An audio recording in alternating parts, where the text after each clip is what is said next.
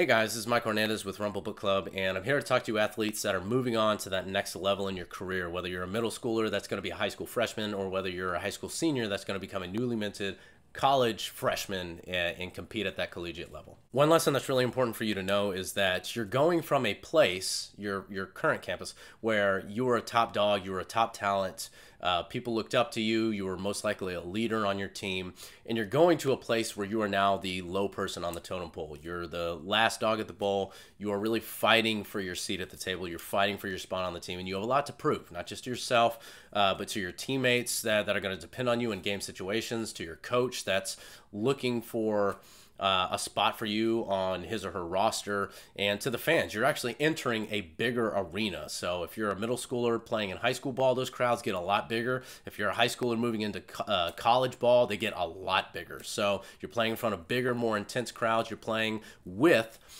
bigger and more talented and more extreme and dedicated athletes. And so the expectations go through the roof, not just physically, but on an entirely new level that you've never seen before. It's important to understand that everyone's going to be improving physically. Everyone's going to be hitting the weights harder. Everyone's going to be working on their speed, their agility, their overall strength, their explosive force. They're all going to be hitting the weight room. They're all going to be stretching.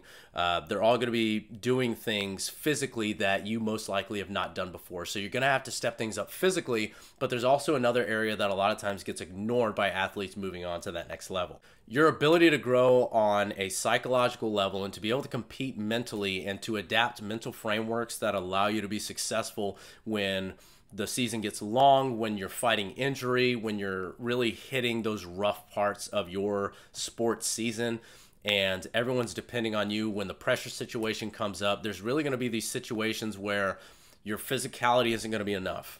You're going to have to compete between the ears, and I've compiled a list of 3 books that I think will help you to optimize your summer in order to prepare you moving into that next level of play. The first book suggestion I have is Extreme Ownership by Jocko Willink. He's a former Navy SEAL. He's a motivational speaker. He's got his own podcast. Real big name when it comes to helping people to grow mentally on a very cerebral level. And this book is about his experience as a Navy SEAL and using leadership strategies. And I know you're going into a place where you might not be the next leader, but he also talks about how to work with your peers, not just how to work with your subordinates, how to work with your peers and how to work with your superiors in order to take ownership of everything you do, in order to think with a team first mentality, and how you become sharpened in your mind, body, and spirit whenever you put others above yourself. And you get out of this framework of me, what I deserve, how hard I'm working. You push that completely away. This book is really a lesson in how to think selflessly and put the team first. And whenever there's failures on the team, whenever there's areas that you fail as a unit, whether it's a baseball team, volleyball team, basketball team, whatever it is, to think first of what I could have done to help this team win. So thinking how I failed the team and what I can fix in myself first, and then also how we can work better as a unit and what I can do to help this unit work better. So it's asking the right questions, especially in the face of defeat, but also in the face of victory. My second book suggestion is called Mind Gym by Gary Mack and David Casstevens. This is a book that was suggested to me by a fellow collegiate athlete who I played with and respect a lot. He actually went on to play pro ball with the Arizona Diamondbacks organization. Great guy. This book really hits the mental frameworks and gives you a lot of practical advice, what you can do as an athlete, what kind of mental exercises you can take with you in the weight room, when you're preparing to play, as you're warming up to actually engage in whatever competition you play in, what mental frameworks to take as you're competing, as well as ways to evaluate yourself after a game. So it goes really deep into how to think as an athlete, what kind of mental exercises you can take with you, and how to get better even when you're not able to touch a ball. So let's say you get taken out by injury, and in a high school career, you have a good chance of spending at least a little bit of time on the disabled list. It just happens. Athletes break down, especially athletes competing at the next level. So when you are broken down physically, how do you still continue to sharpen yourself mentally? That way you're not really losing much of a step once you're able to get back into play. So this is a really helpful tool.